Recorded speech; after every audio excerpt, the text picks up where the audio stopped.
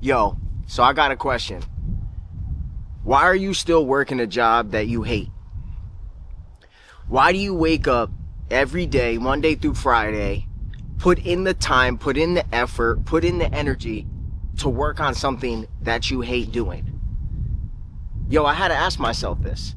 I had to ask myself this.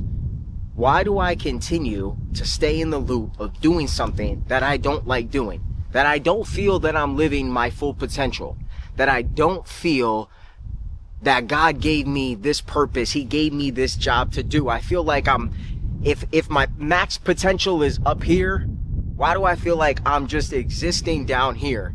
And my energy is just getting drained every time I got to show up to this job. Every time I even think of doing this job, it causes me pain. Why do you stay there? Why do I stay there? I ask myself, why do I stay here in this? Yo, guys, welcome back to the channel. If you don't know me, my name's Travis Hurd.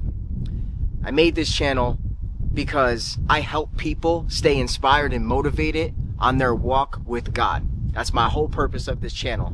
I do this through videos just like this, where we sit back and we talk like we're friends. We talk this thing out. Iron sharpens iron. So that's why it's great to be able here, and it's a pleasure for me to share this type of thought and this video that I have for you guys, which I was just talking about. And I also do short films where I take these exact type of situations and put them in a short film to inspire and motivate people. That's my whole point of being here.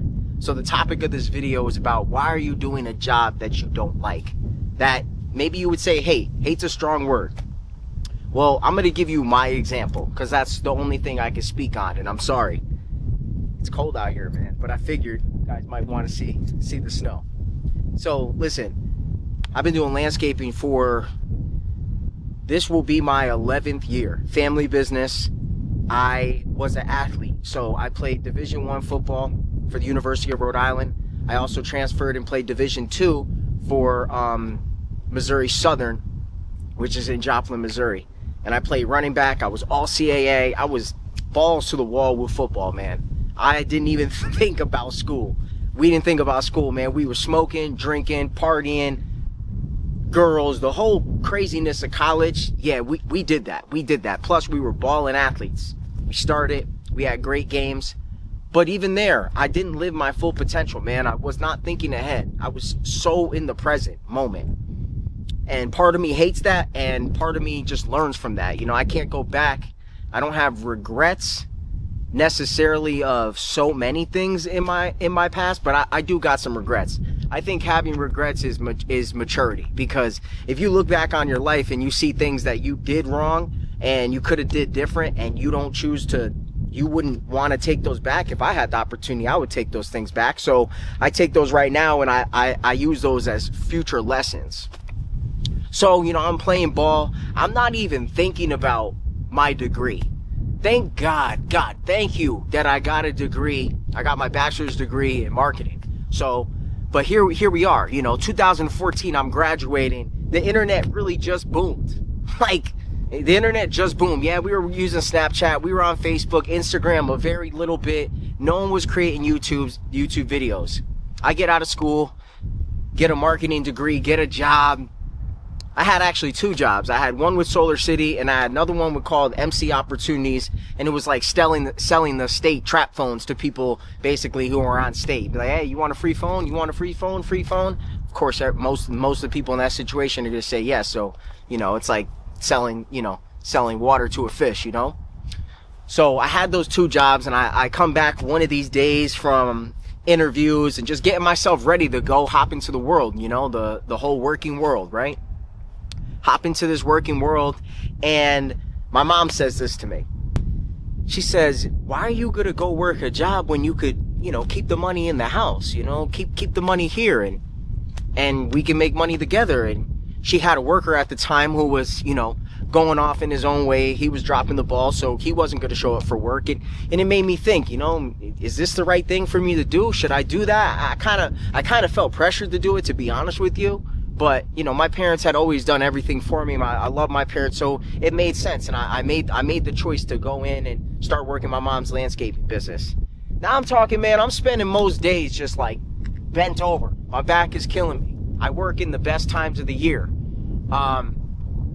You don't really get too many breaks in the best times of the year. We're working 6 days a week. The weekend goes really quick. Got one day to kind of regroup and back at it, man. And here we are 11 years later, man, 11 years later. And I'm so tired of it. I just don't want to do it. Even thinking about it makes me sick to my stomach. So what's the next thing? And I'm praying to God and I'm asking him, Lord, what am I supposed to do? What's the purpose? What's the move here? Because I got to make a pivot. I got to get out of this situation. I can't keep going like this because I'm going to lose it. Like, the biggest fear for me is to actually wake up 55 years old and I'm still doing the same thing and I haven't made any progress.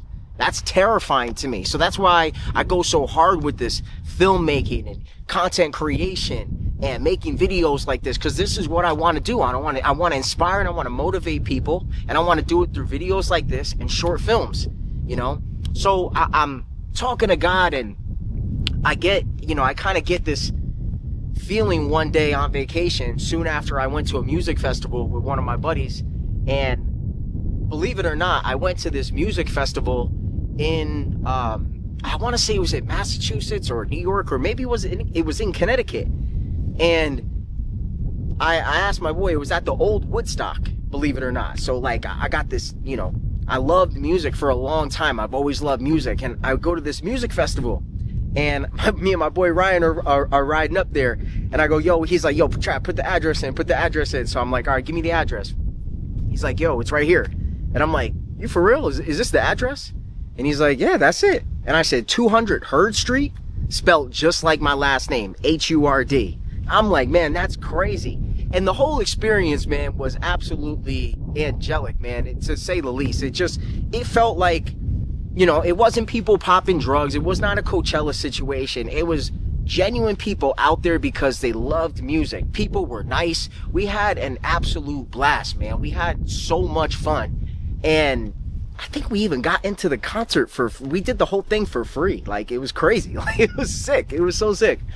So I got bit by the music bug early. So I started picking up my computer, and my same boy Ryan actually gave me the hacked version of Logic Pro, and I started making beats, man. I started teaching myself it. The minute I opened up that program, it looked like Microsoft Excel. I was like, what? Like, what is this? How am I going to make a beat with this? This is crazy. How am I going to make a beat with this? So he's like, you got to figure it out. And I said, yeah, I know, because I'm trying to make a slapper. So I start making beats. So soon after I start making beats, I started getting into video. I started really like seeing the vibe of the video and being able to make vlogs. And I just fell in love with this storytelling aspect and directing your own movie, in a sense. Like, you're turning your life into a movie. You're using sound design, you're using music, you're using some form of a script, some form of a guideline, which is your day, to show this cinematic piece to ultimately draw a message. And over time, that message formed, and I knew it was to inspire and motivate people on their walk with God. And that was it. That's what brought me joy. And in all of this, I have to say, I've always known God. I've always had a relationship with God, and I've always consulted him about what I was doing. I always knew he had my best interest at heart, but, he could have your best interest at heart, but are you doing the right things? That's what I really looked at. I'm like, am I living right? Am I doing the right things? And, now I'm 35 years old. I got a family, a home, my wife, my daughter, another one on the way. And I hit this wall this year that was like, it's really time to do it. Because one thing I've always done is I feel like I'm always creating and learning, but I lack on frequency. I work really hard on these things, and then I look and I'm like, a month goes by and I haven't uploaded anything. I'm like, that's not going to be good. That's just... So now my biggest problem this year, and it's not a problem, my biggest opportunity is to upload more content, more short films, more talks like this, more shorts, more posts, more podcasts, just more everything. And I also decided to start my own freelancing business, media business where I help people tell their story cinematically in an impactful way to ultimately drive attention, trust, and results for their business or just the person, interest, or anything like that. It's really a media business focused on personal branding, whether you be a business or you be a service or anything like that. So I decided to go out on my own and do that this year. And all of this comes down to, if you don't love what you do, you better not get stuck in it. Because what happens is, even though you don't love what you do, you get good at it, because by repetition, we usually succeed. So if you don't like flipping burgers, if you spend 10 years doing it, you probably are going to be a fantastic burger flipper. And if you don't watch it, you're going to get complacent and you're going to stay flipping burgers. Because any repetition that you do could be spent doing something else. Everything in life is an opportunity cost, right? I'm shooting this video right now. I could be doing something else, you know? I got things to post. I got plans to write. I got business cards to make. I got futuring ideas to do. I got things to do. So anytime I choose to do X, I miss out on Y. So when you're talking about your life and you're talking about your job, you better make sure it's something that you really want to be locked into. And even more importantly than that, you better be locked in with God, talking to Him, having a relationship with Him, understanding the talents that He gave you, because God gives us talents. If you've never heard the story of the talents, then you need to go look that up. But I'll sum it up for you. God had 3 people and He gave all of them all different talents. 2 of the 3, after an amount of time, God came back and said, hey, what did you do with the talents? 2 out of the 3 multiplied their talents, and God in return gave them more talents. There's one guy who took his talent and he dug a hole back there and he hid it. And when God came back, He said, what did you do with your talent? He said, Lord, I didn't want to lose it, so I hid it. And God was mad at him. He took his one talent and He gave it to the guy who had 5 talents, 10 talents. He gave it to him because He'll do something with the talent.